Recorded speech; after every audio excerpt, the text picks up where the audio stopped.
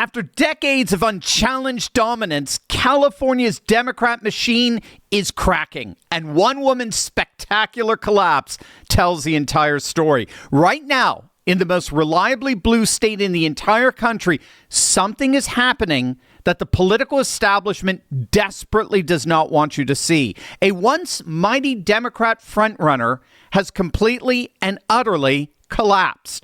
But here's what makes this story so much bigger than the fall of just one candidate. She's not alone.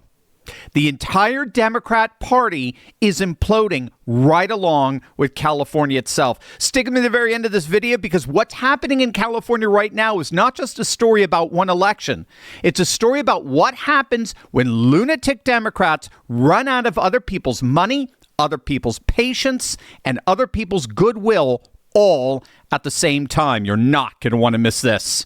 Hey gang, it's me, Dr. Steve, your patron professor, enjoying yet another glorious day in the Trumpian golden age that you made possible back in November of 2024. So if you want a front row seat on how you continue to change the world in ways you never even imagined, make sure to smack that bell and subscribe button. Katie Porter. She was the left's great hope for California, the UC Irvine law professor turned progressive congresswoman who became the most beloved figure of MSNBC, the embodiment of the new progressive elite, who was once the frontrunner in a gubernatorial race that the legacy media declared her destined to win. Betting markets actually had her odds of becoming governor at an astonishing 40%, nearly double her nearest competitor. She was, by every mainstream media account, the inevitable Democrat nominee, the woman who would take Gavin Newsom's sacramental throne and continue the progressive experiment that California's ruling class has been running for 3 uninterrupted decades. And then October of 2025 arrived, and the real Katie Porter showed up. Prematurely to air pollution and other problems, and the state could lose. Get out of my fucking shot. I wanted to tell you that that's actually incorrect. It's not that it's electric vehicles. It's that if we don't meet the commitments under the Paris Climate Accord. Okay, it does. Okay, you also were in my shot before that. Stay out of my shot. Okay, I'm going to start again with electric vehicles saving us money. Yeah, it turns out she was a psycho. She's an absolute psycho. She's a nut. Now, keep in mind, she was speaking there to the California Department of Energy in that clip, I guess via Zoom. The Department of Energy knew this happened, and they edited it out anyway. They scrubbed it from the public record because the progressive establishment had been protecting Katie Porter from the exposure of her own character for years, until they simply couldn't hide it anymore. And that's largely because of interviews like this. We've also asked the other candidates, do you think you need any of those 40% of California voters to win? And you're saying, no, you don't. No, I'm saying I'm going to try to win every vote I can. And what I'm saying to you is that. Well, to those voters. Okay, so you. I don't want to keep doing this. I'm going to call it. Okay. Thank you. You're not going to do the interview with us? Nope, not like this. I'm not. Not with 7 follow-ups to every single question you ask. Every other candidate has answered. I don't care. Follow-ups. I don't care. I want to have a pleasant, positive conversation, which you ask me about every issue on this list. And if every question you're going to make up a follow-up question, then we're never going to get there. Ms. And Porter, we're just going to circle around. I am an investigative I have never reporter. had to do this before, ever. You've never had to have a conversation with to end an reporter? interview. Okay, but every other candidate has done this. What part of I'm me? I'm running for governor because I'm a leader. So I am going to make. So you're not going to answer questions from reporters? Okay, why don't we go through? I will continue to ask follow-up questions because that's my job as a journalist, but I will go through and ask these. And if you don't want to answer, you don't want to answer. So nearly every legislative. I don't want to have an unhappy experience with you. And I don't want this all on camera. I don't want to have an unhappy experience with you either. I would love to continue to ask these questions. Well, unfortunately for Katie Porter, the entire campaign has become an unhappy experience. Her polling has completely collapsed. It's plunged to just single digits. She's actually now tied for last. She's gone from first to last. Now, here's where most political commentators would stop and say, well, that's a shame about Katie Porter's temperament issues and move on to the next story.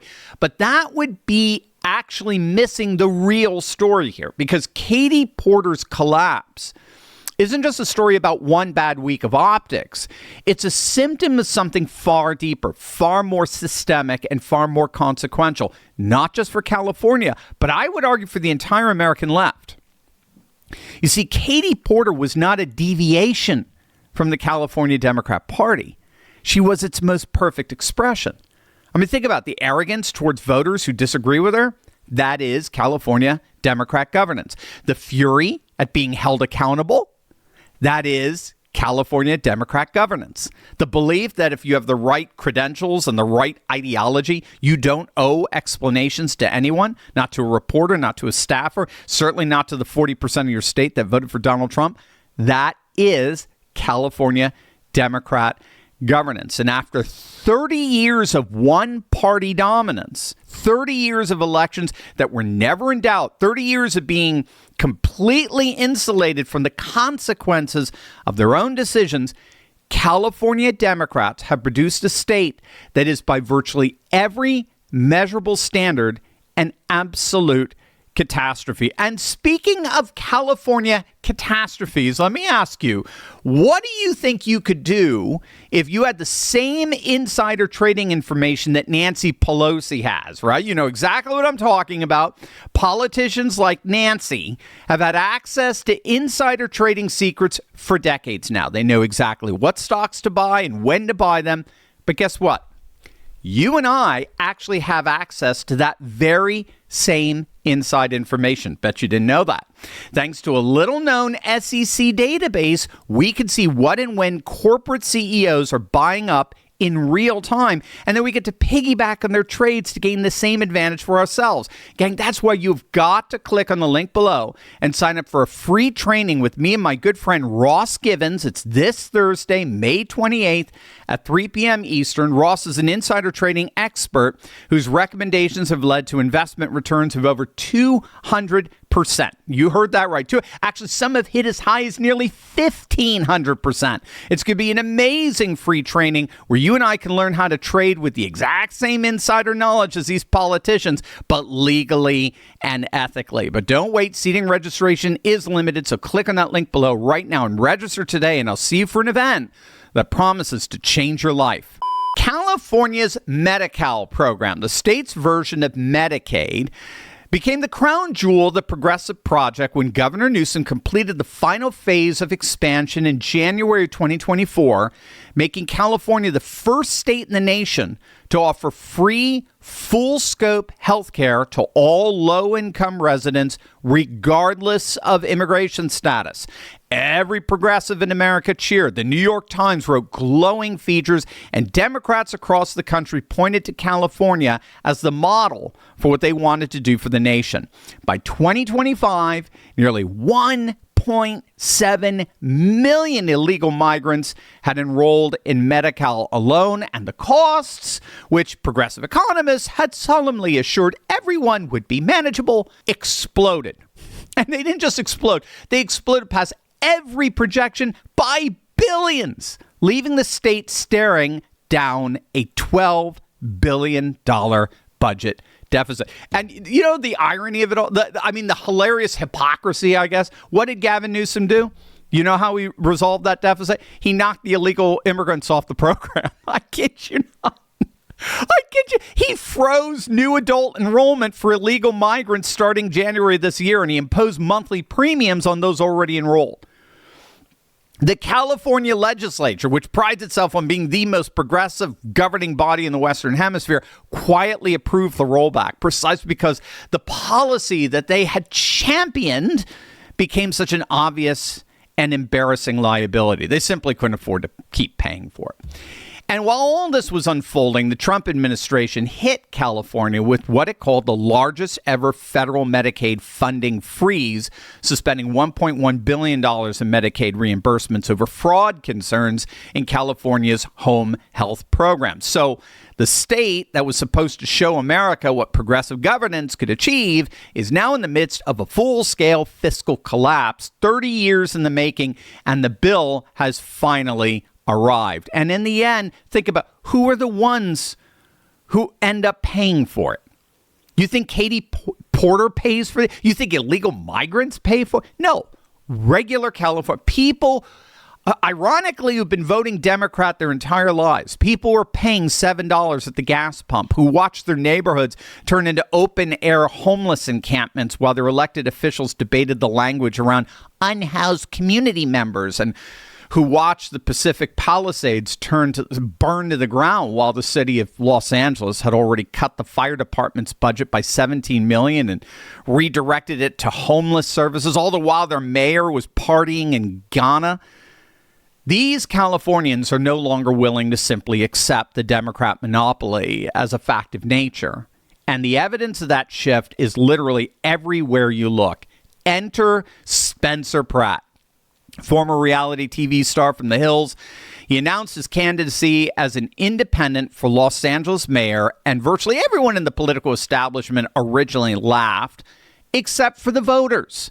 By March, Pratt had rocketed to second place in the polls, and now the betting markets actually have him surpassing incumbent Mayor Karen Bass. But if you want real proof, take a look at where the money's going. Pratt's raised nearly $3 million for his mayoral bid. That's 10 times what Mayor Karen Bass has raised. And it's all because of two reasons. Pratt's excellent campaign that's featuring some of the best campaign ads ever made. Those AI campaign ads are gold. And Karen Bass's embarrassing incompetence as one of the worst mayors in LA's history. And that's saying something. The voters of Los Angeles, even in one of the most left-leaning cities on earth, looked at the wreckage of her 4 years, especially the literal burned-out wreckage of the Palisades fires, and they're deciding they'd rather take a chance on a reality TV star than extend the benefit of the doubt to a Democrat establishment that has demonstrated repeatedly and conclusively that it simply cannot govern the state it has held hostage for 30 uninterrupted years. And then, of course, there is the governor's race, perhaps the most stunning political development of all. Steve Hilton, a British-born former Fox News host who served in David Cameron's government at 10 Downing Street, is running a credible, polling-leading campaign for governor of California. Not just any Republican, mind you, a policy-focused, solutions-oriented candidate who talks about gasoline prices, the cost of living, housing affordability, and the business exodus from California in terms that resonate with ordinary voters who've been priced out, burned out, or simply worn out by 30 years of progressive mismanagement. And something really seems to be happening. I mean, take a look at the early voting. At this time, in their last mayoral and gubernatorial election back in 2022, Democrats had cast 54% of the early vote and Republicans 26%, almost 2-1. Look at it now. Democrats have dropped to just 42%, while Republicans have surged to near parity, 37%. That's an 11-point gain since their last election at this time and that election. So with a week to go before the primaries, maybe, just maybe, there is hope for California after all. So what do you guys think? Let me know in the comments section below. And as always, make sure to smack that bell and subscribe button for breaking news and analysis you're not going to get anywhere else. Love you guys. God bless. Hey, if you're proud of what we're standing for here, let the world know it. Scan the QR code and check out the Turley Talks merch store. It's full of gear for patriots who are not ashamed to stand for faith, family, and freedom. Check it out and consider supporting the channel and your look at the same time.